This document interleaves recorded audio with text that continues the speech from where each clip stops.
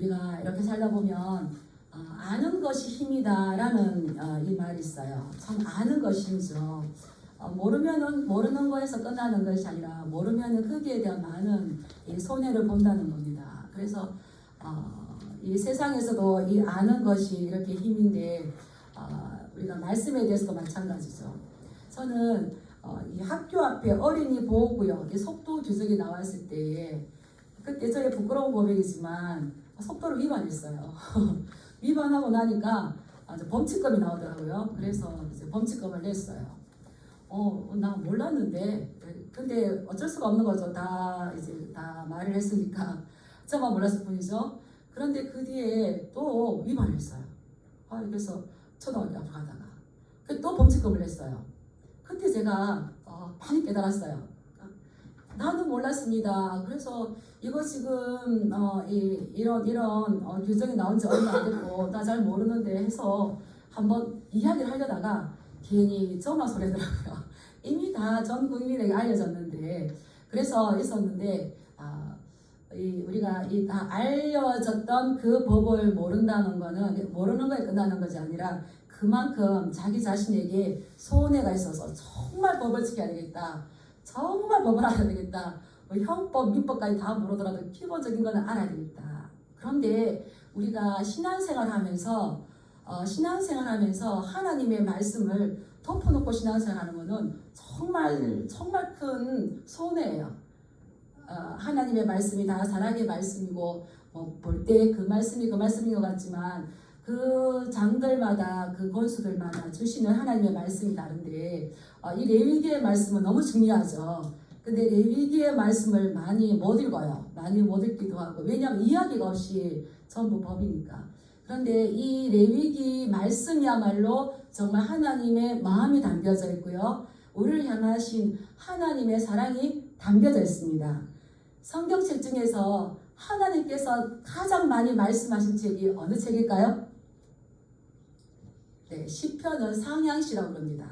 우리의 마음을 많이 담았어요. 그래서 우리가 하나님 앞에 올려드려서 하나님 어떤 말씀보다는 우리의 마음을 많이 제가 하늘 위에 주님밖에 땅에서 주님밖에 내가 사말이 없습니다. 고백들 이런 것처럼 그러는데 하나님께서 말씀을 가장 많이 하신 것이 레위기예요. 그렇습니까? 레위기는 펴면 하나님의 말씀을 우리가 알 수 있고 하나님의 사랑을 알 수가 있는 거죠.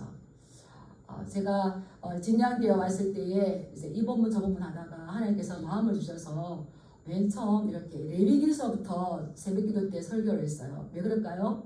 여기에 너무나 깊은 하나님의 사랑이 담겨 있다는 겁니다. 그래서 우리가 이 땅의 법에 대해서도 모르고 그 위반했을 때에 우리가 범칙금을 내듯이 이제 벌금을 내듯이 가태료를 내듯이 하나님의 말씀도 마찬가지죠. 그냥 우리가 내가 너를 사랑한다가 아니라 거기에 따라서 우리가 분명하게 해야 할 것이 있는데 우리가 하나님을 사랑하고 주님의 말씀 가운데로 들어오면 하나님의 계명을 지키고 싶어하는 마음이 있습니다. 그러니까 이 더운 날 다른 데 안 가시고 교회 나오시고 손주 데리고 교회 나오시고 하나님을 사랑하는 것을 우리가 행동으로 보여주는 거죠. 그래서 구원받은 백성이 하나님의 계명을 지키지 않으면 구원받지 못하는 건 아닙니다. 구원을 잃어버리는 건 아니지만 대신 무엇을 잃어버릴까요? 축복을 잃어버리는 거예요. 축복을 잃어버리는 거예요. 이 계명을 잘 지켰을 때에 그 축복이 회복되는데 이 계명을 모르고 다 몰랐어요. 제가 한국 땅에 살아간다고 목사가 신호 위반했다고 모든 권리나 이것이 뺏기는 건 아니지만 이제 범칙금을 내야 되는 이런 것처럼 우리가 그 축복을 잃어버리면 이런 게 있는 거죠. 그런데 이 레위기는 제사장들이 레위인들이 읽어야 될 지침서긴 하지만 오늘날 우리가 다 읽어야 될 중요한 의미가 있습니다. 왜냐하면 우리가 이미 왕같은 제사장이에요. 우리가 예수 그리스도 안에 들어옴으로 해서 목사만 레위인이고 목사님만 제사장이 된 것이 아니라 우리 모두가 다 너희는 택한 족속이요 거룩한 나라요 왕같은 제사장.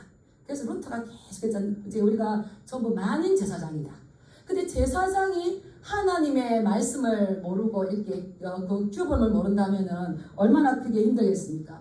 그래서 너희가 이 계명을 지켜서 복받기를 원한다, 축복이 회복되기를 원한다라고 해서 주셨던 말씀이 레위기서고요. 거기서 가장 근접하게 나가는 것이 오늘 우리가 읽은 이 속건제에 대한 말씀이에요. 이스라엘 나라에는 5대 제사가 있지 않습니까? 예, 번제, 화목제, 소제, 속죄제, 속건제. 이게 있는데 왜 레위가 중요하냐 하면 이러한 제사를 드릴 때에 모세는 어떻게 드려야 할지 몰라요. 근데 제사 드리는 모든 방법과 정해진 규정은 누가 말씀해 하셨습니까?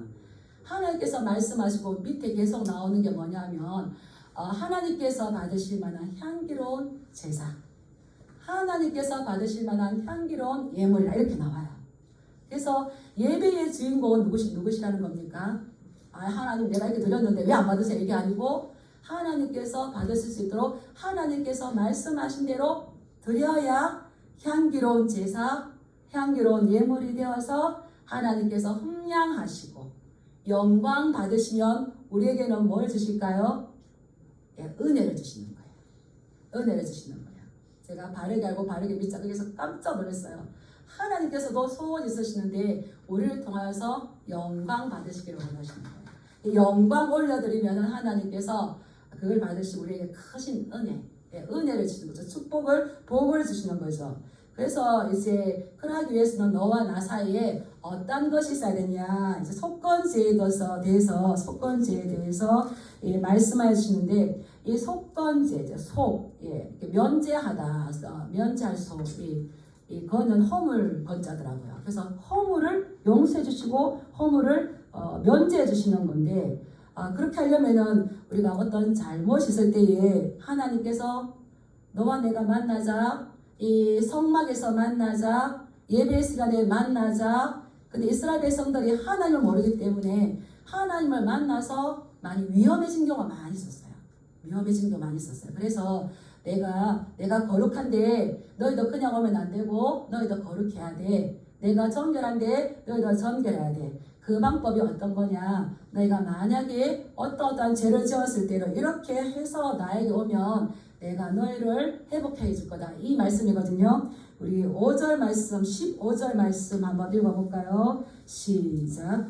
누구든지 여호와의 성물에 대하여 부지 중에 범죄하였으면 여호와께 속건제를 드리되 내가 지정한 가치를 따라 성소의 세겔로 몇 세겔 은에 상당한 흠없는 순양을 양떼 중에서 끌어다가 속건제로 드려서 15절의 말씀에 보면 여호와의 성물에 대하여서 네가 어떤 때에 죄를 지었으면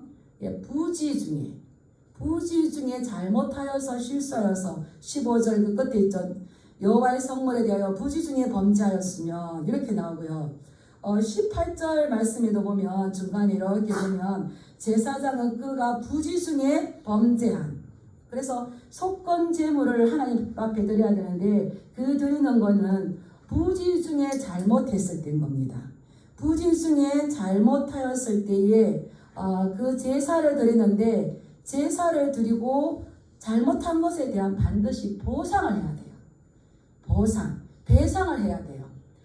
여호와께 성물에 대해서 잘못을 했어요. 그러면 그냥 잘못했습니다가 아니고 보상을 해야 돼요. 그래서 속건제를 뭐라고 하냐면 배상제다. 배상제 이렇게 말하는데 우리 16절 말씀도 한번 읽어볼까요? 시작. 성물에 대한 잘못을 보상하되 그것에 5분의 1을 더하여 제사장에게 줄 것이요 제사장은 그 속건제의 순양으로 그를 위하여 속죄한즉 그가 사함을 받으리라. 이 속건제를 드리는 게 다른 어떤 것이 아니라 부지 중에 실수로 내가 고의성을 갖지 않았는데도 실수하여서 이 잘못을 했다. 그렇다면 이제 비고의적인 거죠. 이건 어떻습니까? 내가 이것을 일부러 한 건 아니지만 내가 연약하다 보니까, 인간이 연약하다 보니까 이 한계의 상황이 있어서 내가 그것을 충분하게 이기지 못하고 어쩔 수 없이 부지 중에, 사실은 모르는 건 아니죠. 그러한 경우에 하나님 앞에 뭘 가지고 와서 제사를 드려야 되는 겁니까? 여기서 이 속건제는 정확하게 제물에 대해서도 말씀해 놓으셨어요. 뭐 소나 양이나 염소나 비둘기를 하지만 속건제를 드릴 때에 흠없는 순양을 가지고 오라는 거예요. 내가 잘못했습니다 이렇게 하지만 그걸로 끝나는 것이 아니라 흠없는 순양 한 마리를 가져와서 거기에 대해서 네가 제사를 지내면은 내가 받아줄 건데 이 속건제는 보상제, 배상제라고 그랬습니다. 그런데 거기에서 끝나는 것이 아니라 반드시 거기에 대한 5분의 1, 20%를 더해서 이걸 갚는 건데 이것은 누구에게 잘못했다고 나왔습니까? 15절 말씀을 보면 누구의 성물?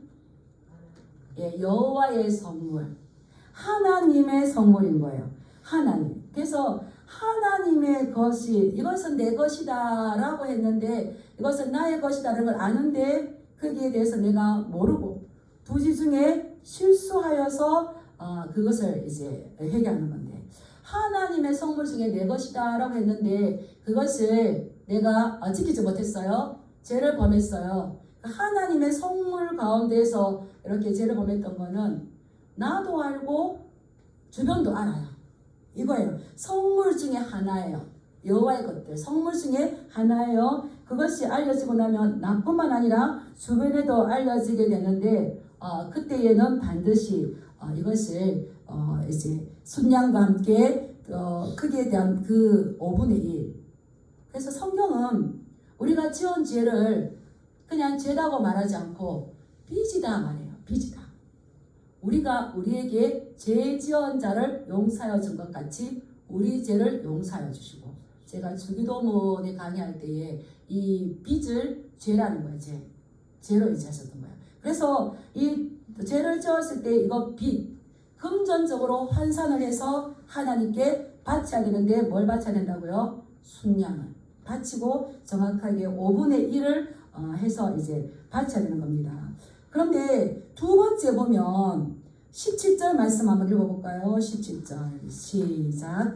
만일 누구든지 여호와의 계명 중 하나를 부지 중에 범하여도 허물이라 벌을 당할 것이니 첫 번째는 하나님의 성물에 대해서 하나님의 것에 대해서 그가 부지 중에 죄를 지었지만 이번에는 하나님의 계명에 대해서 이제 죄를 지었을 때에 이거는 너희의 허물이다.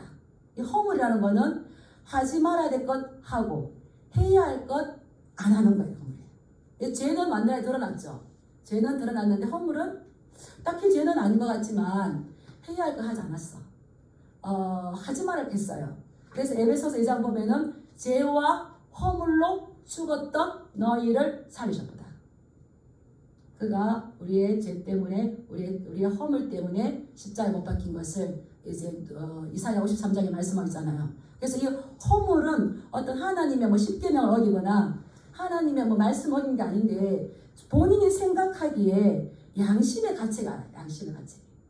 지나고 보니까 이거 이랬으면 안 되는데 근데 또 지나고 보니까 야 이거 들통날까봐 가만 생각하니까 내가 이거 정말 잘못했다. 그러다 보면 뭔가 하나님 앞에 죄송하고 뭔가 불안해지면서 두려움이 오죠. 그때는 빨리 뭘 해야 되겠습니까? 나도 모르고 너도 모르는 데가 아니라 하나님의 성물에 대해서 죄를 범하는 것은 주변이 알아요. 근데 하나님의 계명에 대해서 이 허물에 있는 것은 주변이 알까요? 모를까요? 몰라요. 그런데 그러할 때도 하나님은 뭐라고 했습니까? 이것을 갖다가 순양을 들여서 바치는데 우리 18절에 보면 여기서 참 신기한 거는 이때에는 5분의 1로 배상하라는 말은 없어요. 예, 이제 네가 알고 깨달아지면 하나님 앞에 이 속건제를 드려서 내가 잘못했습니다 라고 이렇게 이제 고백하면 된다는 거죠. 그래서 저도 제가 이제 범칙금을 내면서 이미 이것은 다 알려져 있는데 저만 모르고 왜 그럴까요? 정부에서 이야기하는 것들을 국민의 의무로 모르는 거죠. 봤어도 소홀하게 보는 거죠. 보고 잊어버리니까 조심해야지. 고은이가 엄마! 지나갔어요. 푹 지나갔어요. 그 다음에는 범칙금을 더 센 걸 냈어요. 그러고 난 다음에 제가 어떻게 할까요? 초등학교 앞을 지나갑니다. 돌을 둘러갑니다. 제가 그럴 때 너무 절실하게 깨달았어요. 너무 절실하게. 이야, 하나님 말씀도 우리 그냥 사랑한다 했지만 어떻게 사랑하는지를 이렇게 정확하게 말씀해 놨는데 이야, 우리가 모르면은 모르면은 하나님 앞에 번칙금을 얼마나 내야 되겠습니까? 그런데 하나님께서는 꼼꼼하게 우리를 사랑하시기 때문에 하나님의 성물에 대해서 하나님의 계명에 대해서만 말씀하신 것이 아니라 이제 6장 1절부터 7절까지는 이제 고의적으로 너희가 연약해서 인간적인 한계가 있어서 내가 힘이 약해서 그 죄에 끌려가서 죄를 지을 수밖에 없었는데 깨달았습니다. 이게 중요한데 우리 앞에 5장 3절 한번 읽어볼까요? 5장 3절. 그래서 이 깨닫는 게 중요해요. 같이 한번 읽어보겠습니다. 시작. 만일 부지 중에 어떤 사람의 부정에 당하는데 그 사람의 부정이 어떠한 부정이든지 그것을 어떻게 했을 때요? 깨달았을 때에. 그래서 깨닫는 게 은혜예요. 사람은 깨달으면 살아야 될 수 있습니다. 그러니까 깨달았을 때 어떻게 한다고요? 그냥 모른 척하고 이렇게 있는 것이 아니라 정확한 하나님 앞에 이 죄를 고백하면서 이렇게 해야 되는데 이제 6장 1절부터 해서는 이 속건죄를 드릴 세 번째가 나오는데 이것은 부지 중이 아니에요.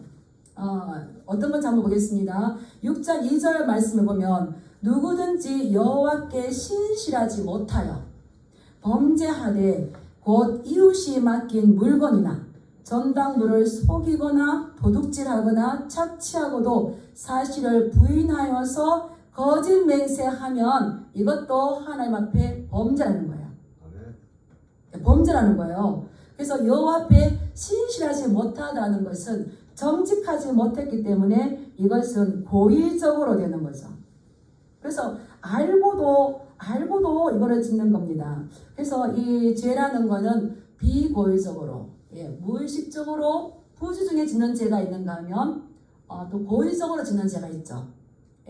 또 비고의적으로 부지 중에 짓는 죄가 주변이 알고 나도 아는 죄가 있는가 하면 주변은 모르는데 내 양심이 말해요. 그래서 바울이 그랬어요. 이방인들에게는 이율법을 주었는데 어디다가 기록하였다고? 양심에. 그래서 우리 이 양심을 지키는 게 굉장히 중요하죠. 그런데 이렇게 있다면은 이제 고의적으로 짓는 죄는 죄가 죄인 줄 알면서도 짓는 건데 이 출애굽기란 민수기에 나오면은 마음이 완악하여지게 나와요. 백성들의 마음이 고의적으로 지을 뿐만 아니라 이것이 마음이 완악하여서 나오는데 그 원의 뜻을 가면은 손을 들어서 막 돌로 치려 하고 반항하잖아요. 근데 이것은 오만하게 짓는 죄예요. 뻔뻔하게 짓는 죄예요. 아이고 조심해야 되겠죠. 그래서 이거는 단순히 고의적일 뿐만 아니라 이러하게 마음이 완악하여서 알면서 이렇게 하는 것은 오만한 거고 뻔뻔한 거고 다르게 말하면은 하나님께 맞서서 손을 들어서 하나님 앞에 반항하는 이런 죄를 짓는 거예요. 죽을 지죠. 이렇게 하나님 앞에 뻔뻔하게 오만하게 이러한 죄를 지었다면 그 죄는 용서받을 수 있을까요? 아니요. 감사해요. 대답해 주셔서. 그런데 레위기는 그러한 죄도 용서받을 수 있다는 것을 이제 말씀해 주고 있는 거예요. 우리 살짝 앞으로 가서 5장 5절 이제 속죄죄에서 나오는데 우리가 제일 맥락이 가기 때문에 5장 5절 한번 가보겠습니다. 같이 읽어볼까요? 시작. 이 중 하나에 허물이 있을 때에 아무 일에 잘못하였노라. 뭐하고? 자복하고. 내가 그때는 막 진짜 마음이 완악하여져서 막 손을 들기도 하고 막 모세를 돌려치기도 하고 그랬는데 시간이 지나 보니까 내가 너무 흥분했구나. 내가 너무 흥분했구나.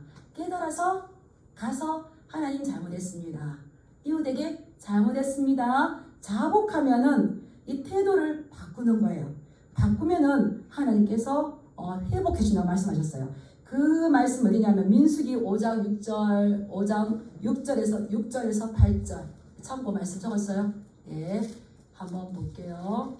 민수기 5장 6절에서 8절 읽겠습니다. 시작. 이스라엘 자손에게 이르라. 남자나 여자나 사람들이 범하는 죄를 범하여 여호와께 거역함으로 죄를 지으면 그 지은 죄를 자복하고 그 죄값을 온전히 갚되 5분의 1을 더하여 그가 죄를 지었던 그 사람에게 돌려줄 것이요 만일 죄값을 받을 만한 직책이 없으면 그 죄값을 여호와께 드려 제사장에게로 돌릴 것이니 이는 그를 위하여 속죄할 속죄의 순양과 함께 돌릴 것이니라.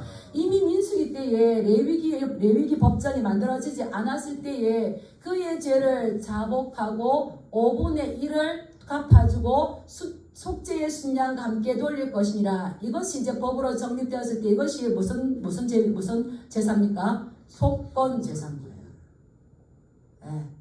좀 놀랍죠. 하나님께서 이렇게 했을 때에 하나님께서 너희를 회복하여 줄 것이다. 이 말씀이 있는데 이러한 그래서 내가 하나님 앞에 반항적인 태도 어떨 때는 오만하고 뻔뻔하게 손을 들어서 막 거역을 했어요. 반항을 했어요. 근데 하나님 앞에서는 큰 죄냐 작은 죄냐 이게 중요하지 않은 것 같아요. 작은 죄는 용서해 주시고 큰 죄는 용서해 주지 않으실까요? 한번 따라해 볼까요? 큰 죄냐 작은 죄냐가 중요한 것이 아니라 회개했는가 회개하지 않았느냐가 더 중요하다.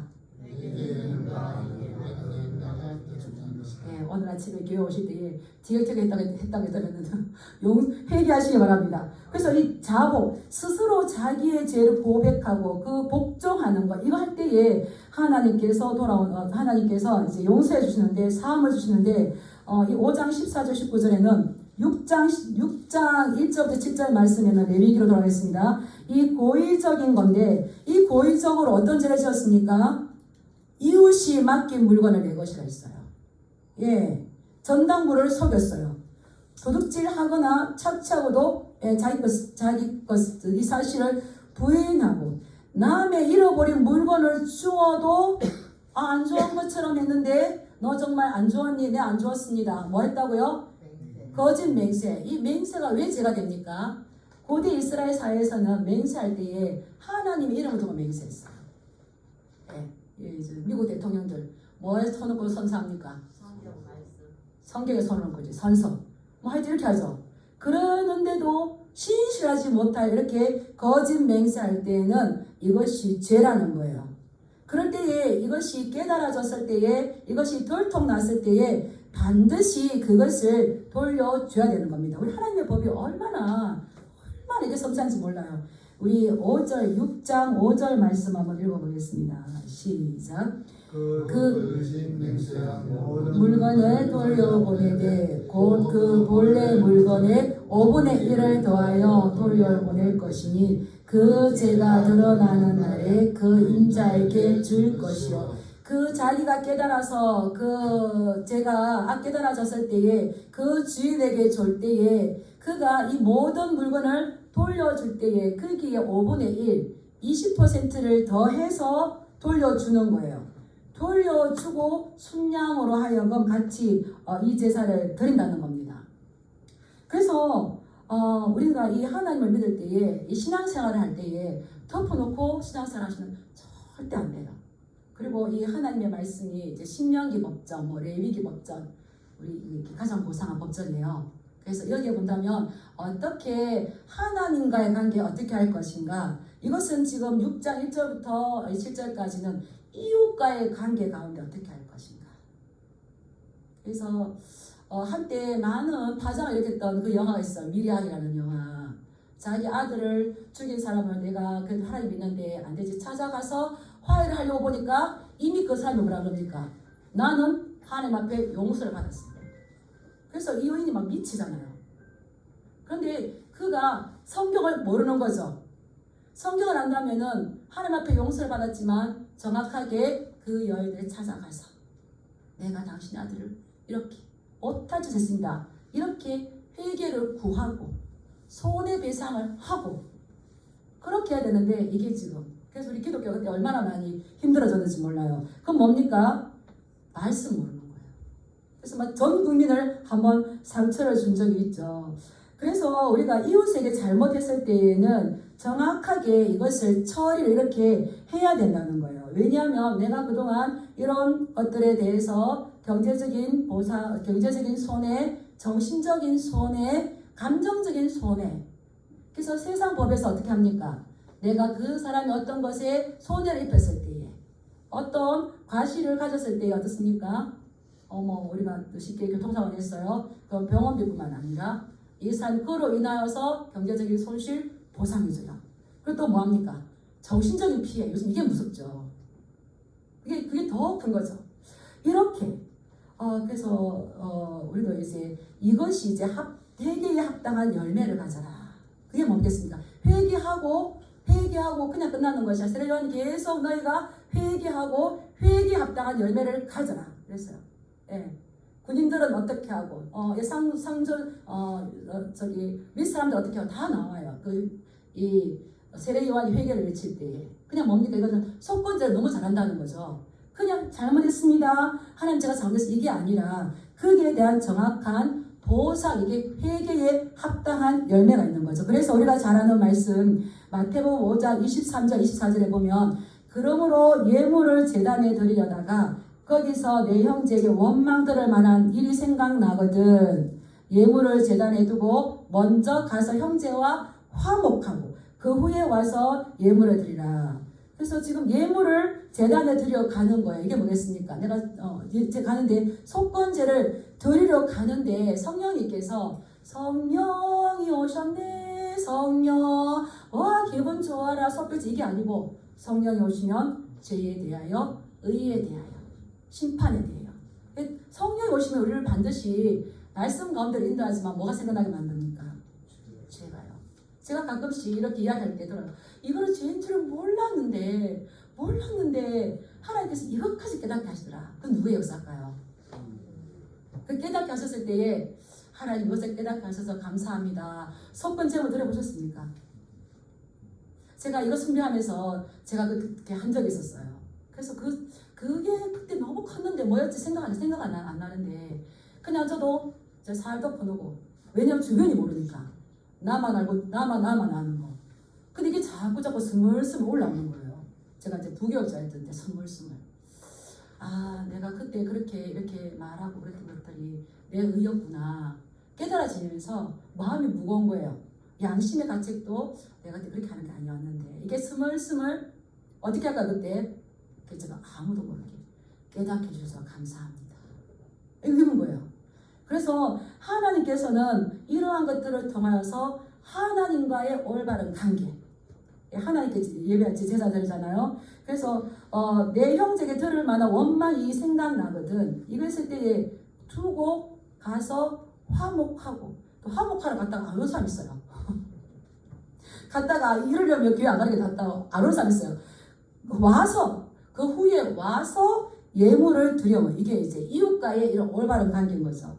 그래서 예수님께서도 말씀하실 때 지속적으로 그 1만 달란트 탕감받는 거, 죄의 빚. 이게 죄인 거예요. 100달란트 탕감받는 게 죄인 거죠.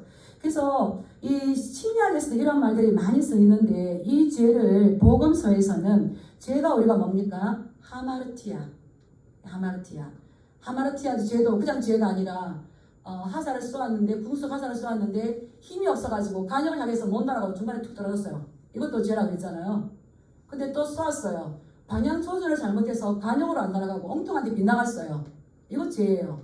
또 쏘았어요. 너무 내 힘이 커가지고 날아가고 있어 뒤로. 이것도 죄예요. 근데 그 하마르티아라는 말을 쓰지 않고 오페이라마타라는 빚이라는 단어를 썼어요. 빚이라는 단어를 썼어요. 그래서 이것을 이거 빚을 용서하다. 우리가 우리에게 제재한 자를 용서하다. 이 말은 이 아피에미 해가지고 풀어주다. 이거죠. 그래서 빚을 막 죄를 지었을 때에 죄가 얼마나 힘들어요. 아담과 하와가 죄를 지었을 때 그 수치감에 막 숨었잖아요. 이게 이제 우리를 억주하면은 이 빚이란 단어를 같이 썼다는 겁니다. 그런데 이것을 예전에 우리가 죄의 노예가 되었죠. 로마 시대 때 노예가 있으면 그 사람을 자유케 할 누군가가 가야 되는 거예요. 사서 그 사람을 값을 지불하고 사서 그 사람을 자기 종으로 쓰든지 놓아주는 거예요. 이거 풀어주는 거예요. 이제 그러한 말에서 이게 이제 아피엠이 나왔거든요. 우리가 제가 왜 이렇게 했냐면 우리도 다 이 세상의 모든 사람이 죄를 범하였으면 하나님만 이루지 못하는 다 죄예요. 우리 신자뿐만 아니라 예수님을 모르는 분들도 다 죄인이라는 것을 인정을 해요. 그런데 그 죄를 어떻게 처리하는 데까지 나가지 못해요. 근데 성경에서 말하면 우리가 이 죄를 지었습니다. 하나님 잘못했어요. 하나님 제가 해서는 안 될 그랬어요. 끔찍한 죄를 지었어요. 라고 말을 하면 그것으로 끝나는 게 아니라는 거죠. 거기에 대한 보상, 하나님 앞에 하나님의 선물인데 하나님 것을 내 것으로 생각하라고 내가 했어요. 그러면은 그걸 분명히 갚아드려야 돼요. 얼마를 더해서 5분의 1을 더해서. 그랬을 때 하나님께서 온전한 회개로 받으시고 축복을 준다고 했었어요. 근데 이웃과의 관계 가운데서도 나 하나님께 용서 받았습니다. 이게 아니라 그 사람에게 세상의 법도 정신적인 피해, 경제적인 피해, 감정적인 피해를 주는데 내가 하나님 회개했어. 그래서 나 이제 다 정리됐어. 꼭 다무고 있다면 이웃과의 관계가 어떻게 될까요? 그래서 이 법은 따라했습니다. 행동에 대한 책임이 반드시 따라야 된다. 예, 그것이 이제 이것을 5분의 1을 더해서 돌려줄 것이고 하나님 앞에 반드시 회개해야 된다. 이게 성경 말씀인 거예요. 구약을 모르니까 레위기 법전을 모르니까 신명기 법전을 모르니까 신약을 자기 마음대로 해석하는데 열심히 믿었는데 관념을 향해 나가는 것이 아니라 이렇게 나가는 거예요. 이게 하마르티아 죄와 허물로 죽었던 우리를 살려주던 거예요. 그래서 누가복음 19장에 보면 이제 세리장 삭개오가 나옵니다. 삭개오 집에 예수님이 가서 오늘 내가 너희 집에 유하여야겠다고 가시죠. 갔을 때 삭개오가 너무 좋아하는데 사람들은 예수님이 죄인의 집에 유숙하러 갔다 놀리는 거예요. 근데 이 삭개오는 예수님을 만나고 난 다음에 뭐라고 하냐면 자기의 죄를 자복하고 난 다음에 주여 내가 잘못한 일에 대하여서 내 소유의 절반을 가난한 사람에게 주겠사오며 정확하게 얘기했어요. 예수님이 우리 집에 온다고 이것을 기쁨으로 받을 뿐만 아니라 거기에 대한 그 보상, 내가 가난한 자들에게 내 소유를 절반을 나누어 주겠으며 만일 누구의 것을 속여서 빼앗은 일이 있으면 4배나 갚겠나이다. 그런데 내가 누구 것을 속여서 빼앗았어요. 내가 거짓 맹세했어요. 그러면 얼마만 갚으면 되는 거예요? 5분의 1. 예, 20%만 갚으면 되는데 4배를 갚는데요. 이 율법이 말하는 이것을 온전하게 다 이룬 거죠. 그러니까 예수님께서 이 삭개오에게 뭐라고 합니까? 오늘날 구원이 이 집에 이르렀다. 너는 아브라함의 자손이다. 인자가 온 것은 잃어버린 자를 찾아 구원하랍니다. 이건 거예요. 그래서 예수님께서도 우리에게 이 귀한 말씀을 주셨을 때에는 우리가 그냥 덮어놓고 믿는 것이 아니라 우리의 생각대로 믿는 것이 아니라 정확하게 성경적인 가치관, 이 말씀이 뭐라 있는가. 그래서 제사장은 우리가 다 제사장입니다. 말라기 3장에 나와 이 보면 제사장은 여호와의 율법을 지켜야 되겠고 이런 거 하나님 앞에 제사를 열심히 드렸는데 이렇게 하지 않으니까 하나님께서 누구가 나 좀 성전문을 닫았으면 좋겠다. 내가 너의 예배를 받기가 역겹다. 그렇다면은 하나님께서 우리를 사랑하셔서 성막에서 성전에서 주셔서 만나기를 원하는데 그때 하나님의 인재가 우리에게 축복을 주시고 보호해 주시고 도와주시는 게 아니라 따라하십니다. 위험한 거룩. 하나님이 거룩하게 임재하였는데 하나님은 죄와 같이 있을 수가 없어요. 임재하셨는데 뭘 받습니까? 위험하게 어떤 폭탄을 받는 것처럼 그런 거예요. 그래서 우리가 이 말씀을 얼마나 중요한지 그래서 시편 19편 12절의 말씀에 자기 허물을 능히 깨달을 자 누구리요 나를 숨은 허물에서 벗어나게 하소서. 내가 그동안 덮어놓고 숨었던 거 우리가 교회 오면은 지난번에 얻어주셔서 그랬어요. 난 도대체 이게 죄라는 걸 몰랐는데 깨닫게 하시는 거예요. 그러면 또 그것만 있느냐? 또 지나가면 또 나와요. 우리 하나님께서 우리에게 뭘 요구하시기 때문입니까? 성결. 제가 로마서 말씀을 준비하다가 이게 성결이라고. 이야, 구약과 신약이 따로 가는 게 아니구나. 여호와께 성결, 제사장이 하고 가야 되는데 우리는 이걸 놓쳐버리고 열심히 내 나름대로. 어떤 분은 그래요. 아이고 목사님 제가 제 나름대로 신앙생활 한다 생각했는데 어렵군요. 우리는 자기 나름대로입니까? 이 말씀대로입니까? 나름대로 하면 안 돼요. 우리의 기준은 많이 달라져요. 그래서 사사기에는 각자 자기의 소견에 어른대로 왕이 없었습니다. 근데 우리의 왕은 누구라는 겁니까? 하나님인 거죠. 그래서 야 이거 제가 앞으로 이렇게 이제 신명기랑 이런 얘기를 좀 하기를 원해요. 이것이 다른 데 가는 것이 아니라 이미 예수님께서 오셔서 말씀하시는 거 그냥 예수님께서 지어서 말씀하시는 게 아니라 어디에 기록된 말씀을 가지고 재해석해 주시는 걸까요? 구약에 있던 말씀. 이미 하셨던 말씀을 율법을 주신 성삼위일체 하나님께서 오셔서 재해석을 했어서 말씀을 주신 원래의 뜻을 가지고 이야기를 하셔요. 근데 이스라엘 백성들은 하나님의 말씀보다 장로의 유전을 더 높이 올려서 이들은 입으로는 나에게 가깝지만 마음으로는 나에게 멀도다. 외식하는 자들아 나에게서 떠나라는 거예요. 그래서 우리는 이제 이 말씀을 깨닫고 그냥이 아니라 이 속건제 그렇다면 내가 하나님 앞에 깨달았을 때 하나님 앞에 예물을 드려서 더 확실한 관계 더 온전한 회복 뜨뜻미지근한 게 아니라 이제 그렇게 돼버리면 뜨뜻미지근 할 수도 있는 거죠. 할 수도 있는데 그렇게 되면은 우리 양심이 화해를 맞아요. 오늘날 양심의 화해 맞은 일이 얼마나 많습니까? 특히 앞선 분들이 그렇다면 그게 너무 힘들어지는 거죠. 양심의 화해를 맞게 되어버리면 불이 의해서 굳어져 버리면 더 이상 죄에 대해서 민감하지를 못해요. 그렇다면 우리는 죄로 인해서 다시 죄의 종노릇해서 죄가 우리를 사로잡게 되는 거죠. 그런데 이렇게 이제 말씀을 또 배우고 가르침을 받고 그렇다면 우리가 해야 할 건 뭘까요? 네, 따라하십니다. 적극적으로 신속적으로 회개하자. 회개하는 거. 근데 이제 예수님께서 이사야 53장 10절 말씀을 보면 그가 속건제물 되셨다고 그랬어요. 속건제물 되셨어요. 그리고 우리의 죄와 허물을 우리가 양 같아서 다른 길로 갈 때에 그에게 담당시키셨어요. 우리의 죄와 허물을. 근데 우리가 예수 그리스도께서 우리의 모든 죄와 허물을 담당하셨기 때문에 우리가 그 예수님의 의로 회복되었지만 우리가 이웃과의 관계 가운데 또 예수님께 말씀하셨잖아요. 이게 제사드릴 때 생각나거든. 가서 먼저 화목하게 하고. 그래서 우리가 이 하나님의 말씀 한 줄을 제대로 깨달았을 때 하나님께서 귀하게 보시고 긍휼하게 보시고 그 순종하는 자에게 보시고 하나님께서 은밀한 것 드러나는 것들을 이렇게 주시지 않겠습니까? 그래서 우리가 다른 어떤 것이 아니라 말씀과 기도로 거룩하여 주는 것이고요. 하나님께서 우리에게 원하신 다른 어떤 것이 아니라 내가 거룩하니 너희가 거룩하라 말씀하셨고요. 너희의 성결을 말씀하셨고요. 이것이 세상 법보다 더 높은 가치의 하나님의 법을 따라가는 거룩한 백성, 성도의 삶이 되어야 되지 않겠습니까? 그러해서 하나님의 크신 은혜 가운데 또 살아가시고 그러한 우리의 남은 날들을 통하여서 하나님의 은혜와 복을 또 흘려보내는 저와 여러분 되길 주님의 이름으로 축복합니다. 기도하겠습니다. 잠시 우리 기도해